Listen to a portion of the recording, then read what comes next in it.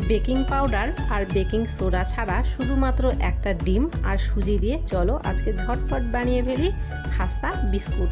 তো নমস্কার বন্ধুরা, দীপার রান্নাঘরে তোমাদেরকে আরও একবার স্বাগত। তো দেখো, এখানে সুজির বিস্কুট বানানোর জন্য প্রথমেই আমাদের লাগছে সুজি। তো এখানে আমি 10 টাকা দামের এক প্যাকেট একটা সুজি নিয়েছি। সেই পুরো সুজিটা প্রথমে আমি একটা পাত্রে ঢেলে নিলাম।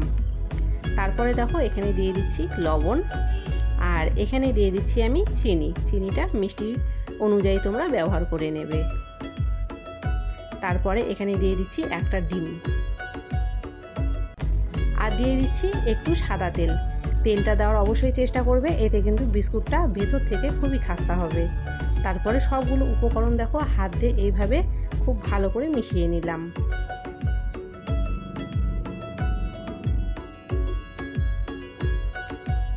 এখন 5 মিনিটের জন্য এটাকে রেস্টে রেখে দেব।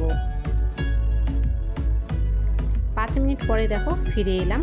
এখন এর মধ্যে আমি দিয়ে দিচ্ছি 2 চামচ ময়দা। তোমরা ময়দার বদলে এখানে আটা ব্যবহার করতে পারো। তারপরে ময়দাটা প্রথমে খুব ভালো করে মিশিয়ে নিলাম। এখন এর মধ্যে সামান্য পরিমাণ জল দিয়ে মেখে একটা ডো তৈরি করে নেব।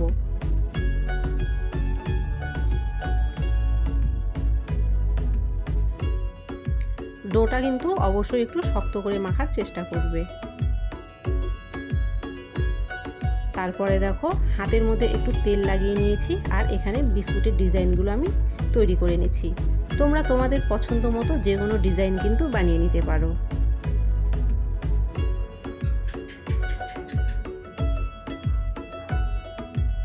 সবগুলো বিস্কুট আমার তৈরি করা হয়ে গেছে।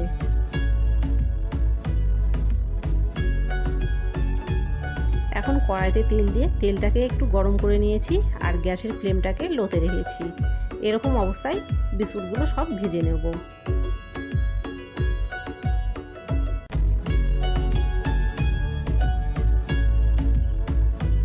এভাবে উল্টে পাল্টে বিস্কুটগুলোকে একটু লাল করে ভেজে নিতে হবে। তো দেখো, খুবই সহজে খুবই কম উপকরণ দিয়ে আজকের বিস্কুটটা তৈরি হয়ে গেল। তো ভিডিওটা ভালো লাগলে অবশ্যই লাইক করে দিও, সাবস্ক্রাইব করে দিও, পাশে থাকা বেলটিকে প্রেস করে দিও, আর কমেন্ট করে বলো তোমাদের কেমন লেগেছে।